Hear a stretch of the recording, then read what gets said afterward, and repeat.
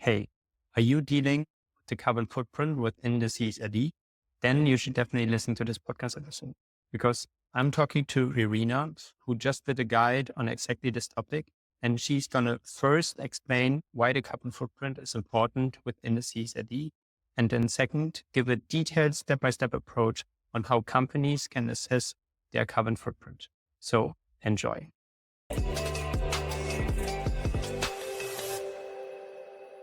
Hi, Irina. And first of all, thank you so much for taking the time.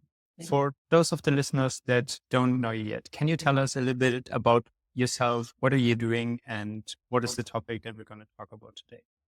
Hi, Daniel. Thank you so much for the invitation. I'm very happy to be here today. So I'm Irina. I'm originally from Moldova, but currently I live in Switzerland, in Zurich, and I work at La Prairie Skincare as a sustainability manager. For the last 4 years, I've been working in sustainability in different industries. So I did food, I did fashion, and now beauty and different projects, of course, but always a big focus on carbon accounting. And because of this, I also got a little bit of a passion project because I realized that companies now face even more pressures to report their carbon footprint, also coming from different legislative bodies. So for that reason, I started a guide that is fully free for businesses of all sizes to use to upskill themselves on this topic with insights and different case studies and assignments to by the end of the guide so that you can start building your calculation plan. Okay. Yeah, that sounds super exciting. I would love to ask you a couple more questions about like the practical implementation of the whole CO2 topic. But maybe let's start one step before, because a lot of companies are now, as you said, like faced with compliance, especially with the CSRD. So maybe can you tell us a little bit about the importance of the carbon footprint within the CSRD reporting? Well, the carbon footprint is one of the starting points by which you're going to be meeting your climate disclosure requirements under the CSRD.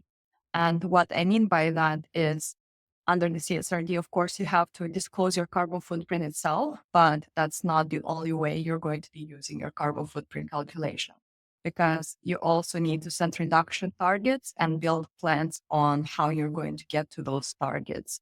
So by knowing your carbon footprint very well and having your data in order, you then can meet other disclosure requirements under the CSRD. So definitely the carbon footprint is front and center when it comes to CSRD. Yeah. And with your own experience and the experience that you put into the guide, is this a topic that companies usually can solve internally or is external help involved? Like how do companies usually solve it? I think it depends on where you are on the journey. You can do it with multiple ways. So you can, of course, opt for some external support, which most of the companies that are just starting on this journey will do. Because what are greenhouse gas emissions? How do you get the data? What are all of the requirements to meet this reporting expectation? It's quite a complex topic. So I think when businesses start on this journey, it's very likely for them to go to some external support. And nowadays, there's also so many softwares that can automate some parts of this reporting. So businesses often lean towards one or the other when they're beginning. But in my experience, what I think makes the project a success from front to end is having somebody inside the company that knows this topic equally as well as a consultant or the external support that you get, because they're the ones that are going to be steering the projects and making sure that it is relevant for your business and not just another carbon reporting exercise. So yeah, if I understand correctly, you basically say that like there are definitely like helpful external tools, but that like having an internal perspective also is then invaluable because it just like helps companies to accelerate and like really comprehend the whole journey. Yes. So what would you recommend? Like, let's say I'm a company or I'm a sustainability manager in a company and I want to like also gain some more of this expertise. Like, how do I start? How do I approach this? What are different ideas? Well, I think there's lots of resources out there that you can tap into. So the greenhouse gas protocol itself has some trainings on this topic. They're quite technical and rigorous. So if you're ready for this exercise, definitely go there. You can also learn by doing the exercise together with the consultant, for example, because they will walk you through all of the details. What are emission factors? What are the data sources? How do you apply them correctly? So that's another possibility.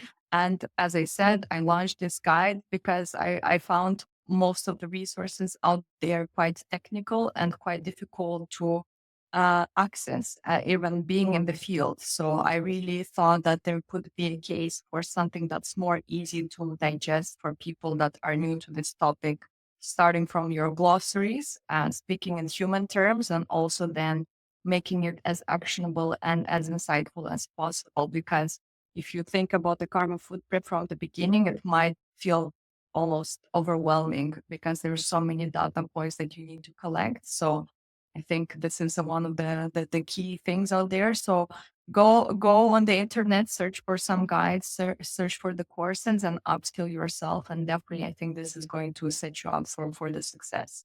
But the best learning tool is learn by doing, because every business is unique.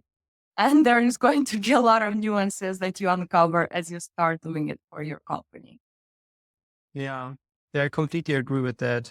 And I also strongly believe that there's a need for like more practical information. Like with AtlasZero, we are also trying to like show it as practical as possible Yeah. because like Infrag is doing a great job in like bringing the topic forward. But if you have ever like read one of the documents, it's like very technical and very difficult to like Yes. understand all of those things.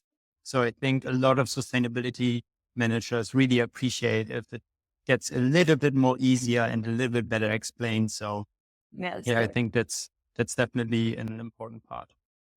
Um, Maybe from the theoretically part, like whether this should be done internally or externally, let's jump to the next step and to the implementation and how can companies really calculate their carbon footprint. Um, let's say like if I read your guide, what are the different recommendations in there? What would you say is important for me to know if I have to do the carbon footprint calculation? um, Start to think about it as a simple step by step process. If you start by thinking big and the goal is to report all of your carbon footprint at once, it can get very overwhelming and almost demotivating. So, the questions that you have to answer, for example, how many kilometers did my employees travel this year? How much aluminum did I buy and from where? And how was it shipped? By which modes? Which fuel was used in the transportation? If you start tackling all of these questions all at once, then it really can feel like it's too much of a task. So Okay. my recommendation is always to break it down into small bits and manageable steps, and then start tackling everything one by one, because that will make it a process that you can understand rather than like, oh my God, where do I begin? Yeah, I really like the approach. Can you give us maybe a broad overview of the process or the step by step, just like simplified so that we what we can understand during the podcast, and then if people are interested, they can still like read the full guide. Yes. So in my guide, I say that there's four important steps. The first one is set your objectives, know why you're doing this. Second, set your baseline for which year you're going to calculate. Third, understand your business operations and where emissions could be coming from, and only then start calculating. So do the first three first to manage the scope of your operation, and only after get into the nitty-gritty details of an actual carbon footprint calculation. Cool. Yeah, I love the overview. Maybe can we spend a little bit more time on each of them? Like maybe let's dive into the first step and then we go step by step to just like talk a little bit more in depth about them. Yes. So the first step is setting your objectives. And I think people might think, well, my objective is to calculate my carbon footprint, which makes sense. But your driver can be different. Are you doing it because you're trying to meet the reporting requirements under the CSRD? Or is it your supplier that's asking you for your carbon footprint data? Because if it's one or the other, your timelines and the effort that you're going to put and the approach that you're going to follow will likely be different. So in this case, if you're saying that I'm trying to do my carbon footprint to meet my reporting requirement under CSRD, and I need to complete this before the end of next year. So there you go. Already you know that you need to do your calculation. You know by when you need to finish this exercise, and then put down what are the next steps that you're going to do. I'm going to assign a project manager. I'm going to give them a task force of the key data owners. And then I'm going to start figuring out where my data is coming from and calculate and collect that. There you go. So then you already have an easy plan to tackle the beginning part of the exercise. Yeah. No, I think that makes a lot of sense to like set the objective, set the stage for what is going to happen. It almost sounds like the whole thing, but I know that like setting the stage is like the first step. And then you mentioned that the second step is setting the baseline, correct? Yes. So what exactly do you mean by that? So first, if we define a baseline year, that's going to be your reference point. And why you need the baseline is you calculate your carbon footprint, not for the sake of just calculating. You're likely going to set reduction target and measure your progress. So this baseline year is going to be the year against which you measure your progress in the future. So that's why it's very important to get it right. And there's three things to consider when setting a baseline. One is your business operations. You want to make sure that your baseline year is representative of your normal business operation. Say if it's a COVID year, your office was closed for half a year and nobody was traveling, then your baseline is going to be very low and you cannot probably reduce further than what you already had then when there was no operation.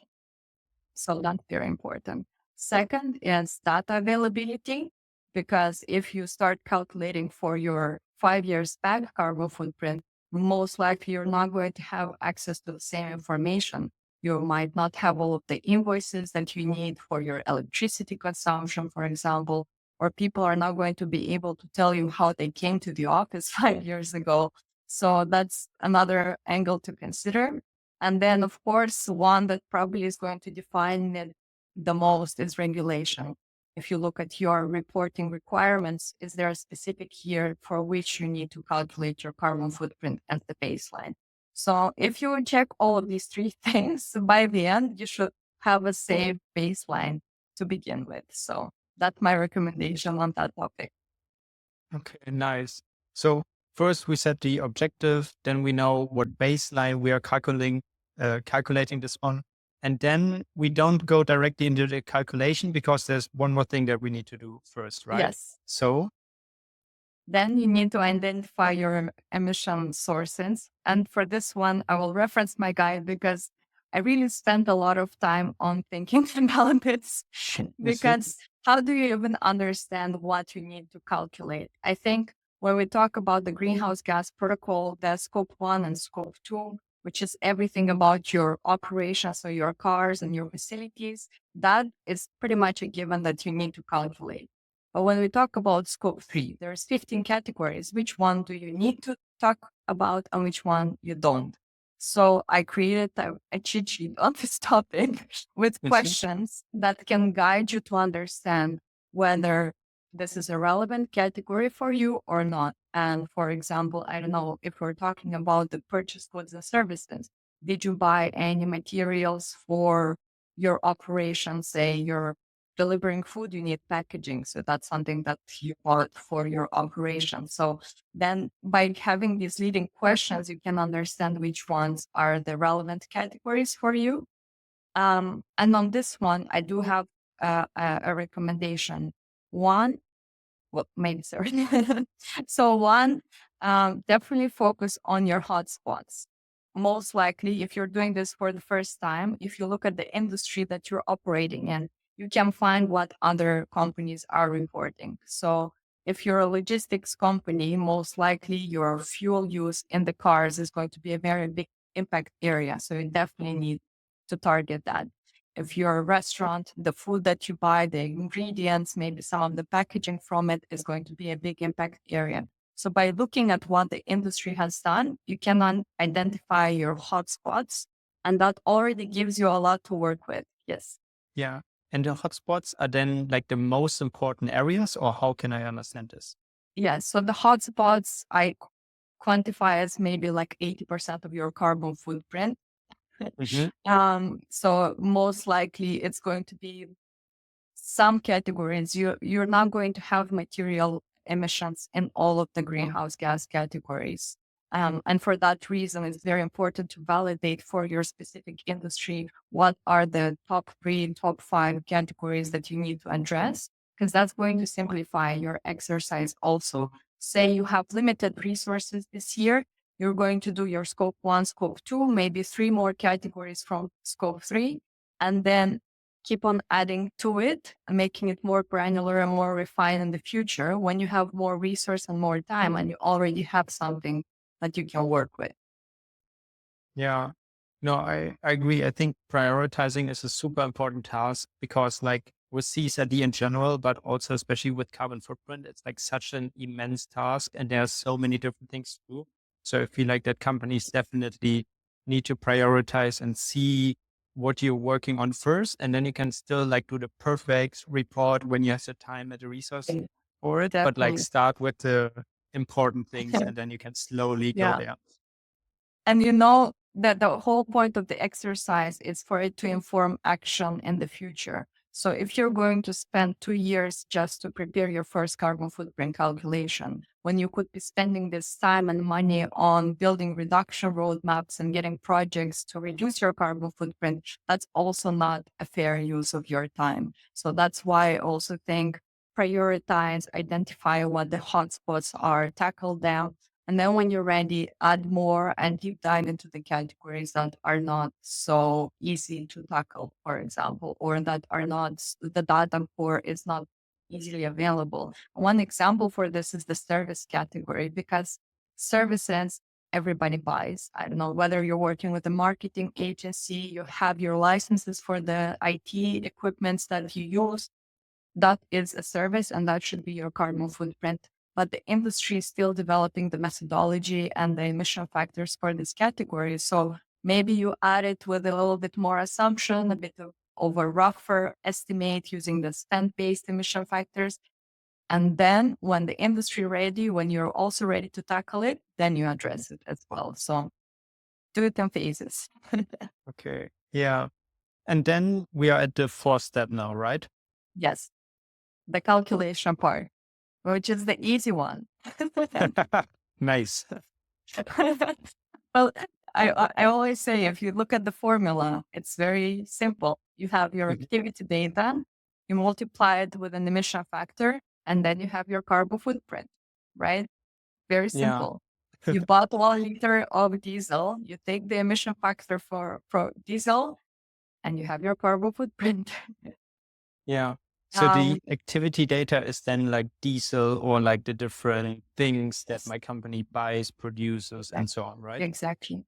Yes. So very important one to define what activity data. So activity data typically is any business activity that produces emissions. And this would be all of the categories that you identified previously that are relevant for your business. So for example, if you're talking about business travel, that would be the number of kilometers traveled by plane, by train, by bus, whatever your employees took. So then for each one of the modes, you will have a different emission factor to apply. In my guide, I also give some example of business activity data you need to collect for the different categories and where you are likely to find it. Because if you're talking about the goods that you bought, most likely your procurement team is going to hold this information. If you're talking about business travel, maybe you work with a travel agency and they can give you a report. If you're talking about the cars, maybe you have a leasing agency. So really highlighting where this data might sit is also very important, because when you do this exercise for the first time, it's also one of the most difficult topics to tackle. Okay. Yeah. No, I think I like the 4-step process because it's like very easy as an overview that you can clearly see, okay, Mhm. those are the 4 steps that I have to do. And it breaks down a little bit the complicated task and makes it a little bit more approachable.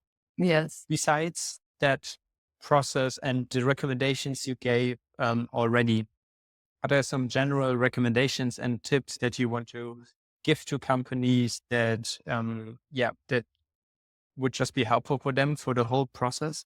Mhm. Well, I think I already gave some, but the most important one is start now, and you can start small and improve later, but definitely start early because it is a long-term task. Will take some time. I think on average, companies take between 2 months and 6 months to report their carbon footprint for the first time. So I definitely recommend start early. Don't wait until the last moment because it's not going to happen overnight. So that's my first tip. And the second one is involve the teams. I cannot emphasize this enough because if you view this exercise as a transactional thing where I talk to you once a year when I need your electricity use and then that's it, we're done, not going to work because you're calculating your carbon footprint to reduce. And you will need people from the different functions to collaborate with you to get to this reduction. It's not a solo exercise. So get everybody on board beyond talking about the reporting angle. Get them behind the mission of reduction and why their contribution is so important because this is going to define the success. Also, don't forget to celebrate your success. Even if it's a small thing, you calculated some of the categories, that's already one step forward. And don't forget the big picture of why you're doing it, because it's not just the reporting, it's not just the data, it's us working towards the climate goals. And it's just such an important mission that every contribution counts. So definitely celebrate success along the way. Yeah. I like that point a lot because I feel like in the news right now, I only see negative news about the whole regulation and how it's so difficult and burdensome. And I completely get that. But I feel like we're forgetting a little bit like the positive outcome of this and the positive steps that are already being taken. So I like that point. And also to what you said earlier, that it's like super important to start now. I like completely agree with that. And maybe some companies like use your guide now to like then start early and start with the carbon footprint calculation.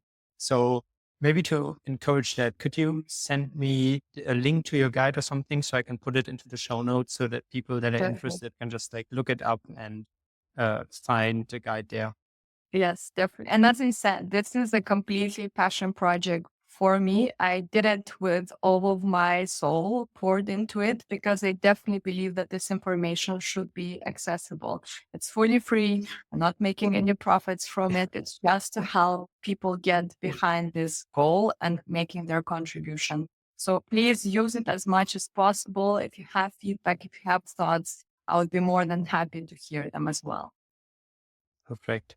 Thank you so much for your effort. And also thank you so much for taking the time. I really appreciate it.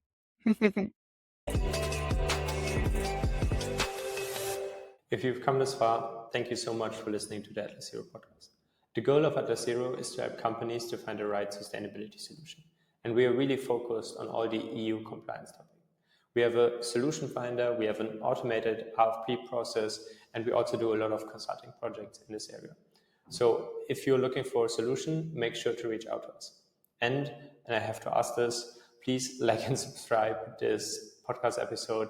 It helps us a ton to reach more people. And at the end of the day, we really try to reach as many people as possible with our free content. So thank you very much. And I hope I see you very soon.